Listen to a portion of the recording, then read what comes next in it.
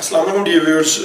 आज जिस बुक का हम रिव्यू करने लगे हैं उस बुक का नाम है हु मूव्ड माय चीज़।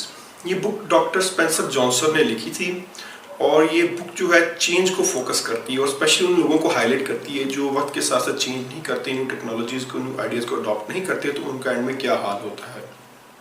इस बुक में 4 बड़े मज़े के करैक्टर हैं। 2 छोटे छोटे चूहे हैं और 2 आदमी हैं जो चूहे जितने ही हैं, छोटे छोटे हैं भी। चूहों का नाम स्निफ एंड स्करी है और लोगों का नाम हेम एंड हॉ है।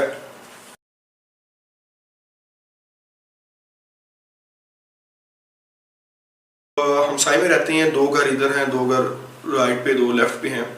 दोनों चारों का काम ये होता है कि सुबह सुबह अपने रनिंग शूज़ पहनते हैं और एक बड़ा सा मेज़ उनके घरों के पास है, भूल भुलैया जिसे कहते हैं, वहाँ जाके अपने खाने की तलाश करते हैं। फाइनली एक दिन को ढूंढते ढूंढते एक बहुत बड़ा चीज़ स्टेशन मिलता है और उधर बेइंतहा किस्म की चीज़ मीन्स पनीर होती है। वहाँ जाके खाते हैं, तसल्ली से खाते रहते हैं। उस चीज़ स्टेशन के मिलने के बावजूद चूहे जो होते हैं ना वो थोड़े से ना होते हैं, क्या कहते हैं, बेचैन होते हैं कि यार ये चीज़ जो है ये ऐसा ना हो कि एक दिन ख़त्म हो जाए। तो दैट्स वाई वो डेली बेसिस पे ना चीज़ की मेजरमेंट लेते हैं कि हम आ रहे हैं, कितना खा रहे हैं और चीज़ को मेजर करते हैं कितनी कम रहेगी कितनी रह गई। बट जो हेम एंड हॉ थे वो अपने रनिंग शूज़ फेंक देते हैं और ये जूम करते हैं कि जो चीज़ स्टेशन हमें मिला है यहाँ पे हमारी ज़िंदगी भर के लिए चीज़ है, ये कभी ना ख़त्म होने वाली चीज़ है और हम सारी ज़िंदगी बैठ के पनीर खाएंगे। चूहे सुबह डेली अपने टाइम पे जाते हैं, जबकि हेम एंड हॉ आराम से उठते हैं नींद पूरी करके 11 बजे, जैसे कि वो लोग जो टाइम पे ऑफिस जाते हैं और जो 11 बजे आराम से लेट जाते हैं। डेफिनेटली इनकी प्रोडक्टिविटी में भी फ़र्क आता है। फिर एक दिन चूहे महसूस करते हैं कि चीज़ बहुत कम हो गई है, हमें नए स्टेशन एक्सप्लोर करना चाहिए, तो वो उस चीज़ स्टेशन से निकल के नेक्स्ट चीज़ स्टेशन को एक्सप्लोर करने के लिए निकल जाते हैं।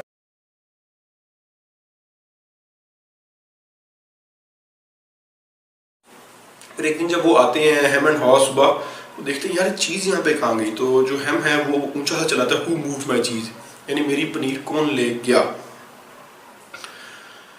अब वो देखते हैं कि यार यहाँ पे चूहे भी नहीं है। फिर वो आपस में गुफ्तगू करते हैं कि यार ऐसा तो नहीं चूहे जो है नया चीज़ स्टेशन में एक्सप्लोर करने के लिए चले गए हैं, वो किसी और चीज़ का पता जो हम नहीं जानते। वो कहते हैं नहीं इतने चूहे अक्लमंद नहीं हो सकते, तो इनकी आपस में गुफ्तगू होती है। लेकिन जब वो चूहे हैं वो ढूंढते ढूंढते एक और चीज़ स्टेशन पे जाते हैं, वहाँ पे पहले से ज़्यादा चीज़ मौजूद होती है। अब हेम एंड हॉ की डेली रूटीन होती है, सुबह आते हैं, वहाँ बैठते हैं, चीज़ देखते हैं, नहीं मिलती उनको, खुदाई करते हैं, दीवारें तोड़ते हैं, बस चलाते रहते हैं हु मूव्ड माय चीज़, काम हमारी चीज़ चली गई, हम यहाँ पे इतना अच्छा काम कर रहे थे, डेली आते थे खाते थे, बट यहाँ पे रौनक ख़त्म हो गई है। ये उन लोगों की मिसाल ये है जो 20-20, 25-25 साल से ऑर्गेनाइजेशन में बैठे रहती हैं और फिर आपको ऐसी स्टोरी सुनाते हैं कि यार पहले बड़े अच्छे हालात थे, अचानक हालात बदल गए, अब देखो यहाँ पे कुछ भी नहीं है, पहले छुट्टियाँ ही मिल जाती थी, पहले बोनस भी इतने ज़्यादा थे, अब बोनस खत्म हो गया। तो भाई आप लोगों को चेंज ही करोगे वक्त के साथ साथ, तो ऐसा ही होगा। अब हेम एंड हॉ के ऊपर वापस आते हैं। हेम एंड हॉ की गुफ्तगू होती रहती है। एक दिन हॉ जो है वो हेम को कहता है कि यार हमें भी नए स्टेशन एक्सप्लोर करना चाहिए, हमें यहाँ इस मेज से बाहर निकलना चाहिए। बट वो हेम जो है वो बहुत ज़्यादा होता है कि नहीं मैंने बाहर ही निकलना है, पता नहीं बाहर की आबो हवा कैसी है, बाहर के लोग कैसे हैं, अगर बाहर चीज़ ना मिली तो हम भूखे ना मार जाए, इससे दैट किस्म की गुफ्तगू होती है। बट फाइनली हॉ एक दिन डिसीजन लेता है, सुबह उठता है, अपने रनिंग शूज़ ढूंढता है और मेज़ में निकल जाता है नए चीज़ स्टेशन को एक्सप्लोर करने के लिए। हालांकि उसको ढूंढते ढूंढते वो ढूंढ रहा होता है, फिर रहा होता है, उसको चीज़ स्टेशन अभी मिलते नहीं है, लेकिन वो अपने आप में ना बहुत अच्छा फील करने लगता है क्योंकि वो एक नया प्रोडक्टिव काम कर रहा होता है। पहले वो क्या कर रहे थे, डेली वर्क रूटीन थी उनकी, सुबह आए चीज़ खाई वापस गए, फिर आए चीज़ ढूंढी वापस गए, फिर आए उसी स्टेशन में चीज़ आई, यानी वो एक ही काम कर रहे थे। तो you can not expect different results by doing same work same day. तो आपको नया रिजल्ट्स के लिए कोई नया काम करना पड़ता है, अपनी एक्टिविटीज़ को, अपने आइडियाज़ को, अपने साइकोलॉजी को चेंज करना पड़ता है, जो कि अब हॉ ने किया। हॉ दौड़ते दौड़ते एक नई चीज़ स्टेशन पर जाता है जहाँ पे बहुत ज़्यादा चीज़ होती है, वो बड़ा खुश होता है, वापस आता है, हेम को बताता है, लेकिन हेम जाने से इनकार कर देता है, कहता है ठीक है यार हम यहाँ बैठो, मैं जा रहा हूँ और अपनी ज़िंदगी इंजॉय करने लगा।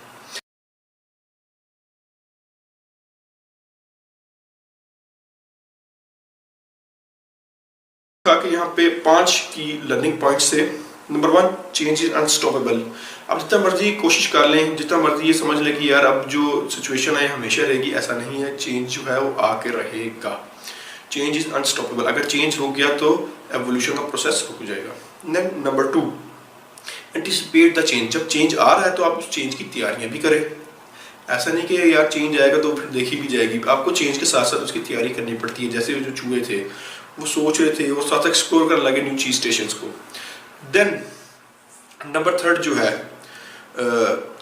मैयर द चेंज, जो चेंज आ रहा है, जितना चेंज आ चुका है और जितना एक्सपेक्टेड है उसकी मैयरमेंट करें डेली बेसिस। जैसे चूहे आके रोजाना चीज़ की मैयरमेंट लेते थे कि यार कितनी रह गई है, हमारे पास कितने दिनों का खाना रहता है, कितने दिनों का खत्म हो गया है। They keep on changing taking the measurements and मैयरिंग the change, क्योंकि इर्द गिर्द कौन कैसी कैसी तब्दीली आ रही है, कौन आपको ऑर्गेनाइजेशन में पता होना चाहिए कोई इर्द गिर्द कौन लोग आ रहे हैं, कौन लोग जा रहे हैं, तो ये मैयरिंग द चेंज है। Then adapt the change, number 4, कि जो चेंज आपकी ऑर्गेनाइजेशन में आ रहा है उसके साथ साथ आप भी चेंज हो। आपके इर्द गिर्द जो चेंजिंग्स आ रही हैं, जो तब्दीलियाँ आ रही हैं, आप उनके साथ साथ तब्दील हो, नए आइडियाज़ को अडॉप्ट करें, ठीक है। उनमें आड़ ना जाए कि यार आज तक ऐसे नहीं हुआ तो हम आज क्यों ऐसा होगा, ऐसा नहीं करते, फिर आपके ख़त्म होने के चांसेस स्टार्ट हो जाते हैं। एंड देन फाइनली नंबर 5 जो है, enjoy the change. So enjoy the life, enjoy the change. In change जब आए, कोई तब्दीली आए तो मुँह बना कर ना बैठ जाएँ। वक्त के साथ साथ बहुत सारी चीज़ें बदल जाती हैं, तब्दील हो जाती हैं। ठीक है यार, सारी ज़िंदगी सब हर चीज़ पूरी दुनिया ज़िंदगी तक क़यामत इस दुनिया में नहीं है।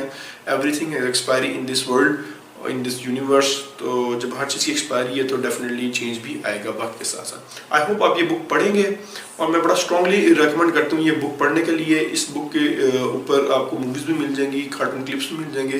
तो must watch these cartoon clips and must read this book, and I rate this book 5 out of 5. Thank you.